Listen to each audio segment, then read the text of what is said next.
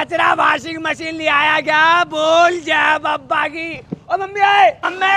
हाँ, ये क्या ले आया? माँ, तेरे हाथ में छाले पड़ जाते थे ना, इसलिए मैं वॉशिंग मशीन ले आया। बेटा। एक सेकेंड, बैकग्राउंड म्यूजिक। दुमता ना ना, दुमता ना ना, दुमता ना, दुमता ना। अरे इतना खर्चा क्यों किया? मैं हाथ से धो लेती। खर्चा नहीं किया, चुरा के लाया था। मेरा बेटा, मेरा गोलू। मम्मी पनीर बना लो, पनीर। हाँ, चल। वो सुना है तूने वॉशिंग मशीन ले ली है? हाँ, पड़ोसी जल ली है क्या? अरे नहीं, फिर भी एक बार दिखा दे। चल ले, तू अपनी बीवी लेके आया था, दिखाई थी मेरे को। चल निकल यहाँ से। ईगो मेंटेन है। ओए बहन, जा पानी लेके आ। हाँ, तेरे बाप की नौकर लग रही हूँ मैं। ओए, चुपचाप पानी लिया।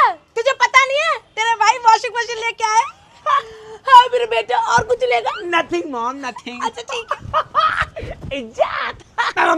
मम्मी दोस्त आया, 2 कपड़े लाया, धो दो, क्वार्टर पिला देगा। क्या? वाटर पिला देगा, वाटर। अच्छा चल ठीक है।